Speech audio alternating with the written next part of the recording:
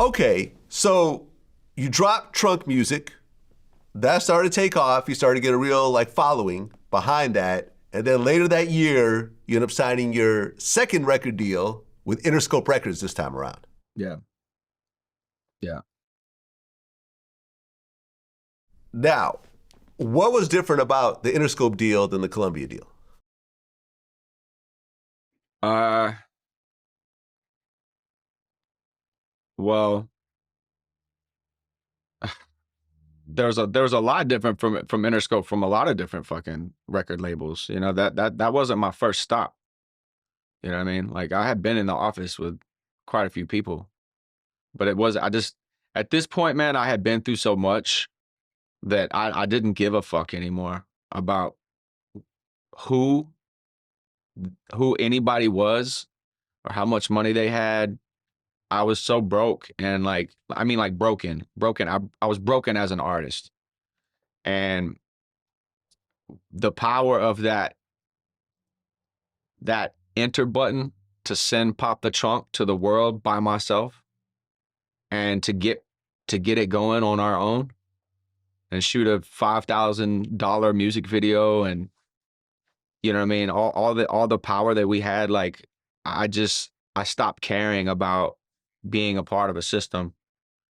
So the difference was, you know, we went out to South by Southwest and fucked shit up like all weekend.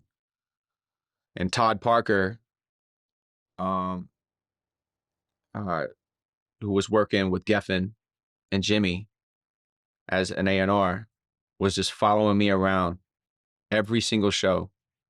And I liked his energy. You know what I mean? It was like, I mean, he would say shit like, I will rape and pillage for you. I will murder the world for you. I will do anything for you. Like, you know what I mean? Like he was like, he was passionate and he was like, you know, he would speak affirmations, you know, like you're gonna be the greatest to ever live, dog. I promise you. You gotta come with us. You gotta come with us. So that I had never felt that energy before, you know what I mean? But we were doing something extremely different, you know, like at that time, South by Southwest, it had a hip hop scene, but it wasn't that big, you know what I mean? Like it was still pretty boutique.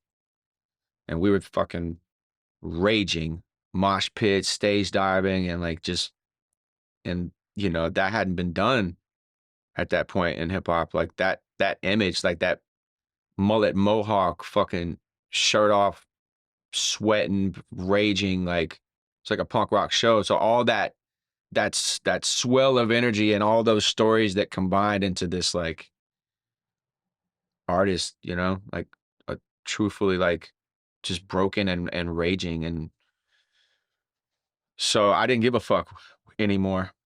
You know, I was not gonna tap dance for some CEO. I've done all the tap dancing I was ever gonna do. And so, you know, after that weekend, Jimmy Iovine flew me to his house directly.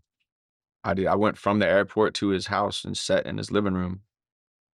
And the difference is Jimmy was like,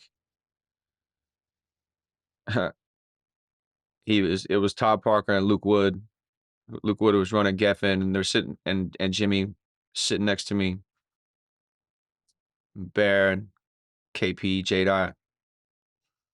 And he's like, listen, man, we're not gonna do all that tap dancing shit. I heard what happened to you. All right. And he was referring to other situations. He said, I heard what happened to you over there at uh Def Jam. We'll move like that over here. He's like, Luke Wood, bring me the checkbook. And he was like literally about to cut me a check right there. And I was like, no, that's all good, man. Like, I appreciate you even taking the initiative to do that. You know, that was enough for me. He's like, man, we're not, you know, he's one thing he said to me that was like the most important is like, he said, we're not here to change whatever you got going on. You need to keep doing what you're doing. We're just here to refuel your tank and help you to stay out there. You know, we're a place to come dock, refill your tank, and go out and get it. And that made sense to me. and I respected his creative past, him engineering Fleetwood Mac and, all that, man, that I knew his history and long, long history. And let's be real, I knew the ties with Shady. And, I had a I had a Eminem's demo, one of the Eminem's demo tapes that I stole from a record label that I was trying to put in his hands. So I had my own aspirations, my own vision. I knew what was gonna happen because I wanted it to happen, and I was gonna fight for it to happen. I wasn't gonna stop till I got to Marshall. Well, yeah, because here you are about to sign to Interscope, and Interscope is also the home of Shady Aftermath. So, how much, how much time passed between you signing the deal to Interscope, to the point of you actually signing to Shady? Because there was kind of rumblings, okay, this Yelawolf kid might be signed to Shady, and then you saw the Double XL cover, and it had Eminem, you, and Slaughterhouse, who just got signed as well. So how did that whole thing come together? How it came together, I don't know. I just showed up in Detroit and, you know, chopped it up with Marshall and Paul. And, I was told that it was gonna happen. Uh, honestly, I don't think I ever saw a contract.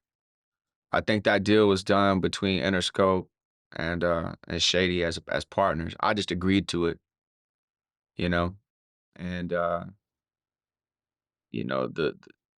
yeah, like how it happened on the back end, I don't know, but for me, I manifested that shit, literally. And like I said, if it wasn't gonna happen, if it wasn't gonna be a suggestion from them, from their side, then I would have pushed that agenda on my own. Because I knew that Marshall would understand it. I knew he would get it. I mean, it was just inevitable, you know?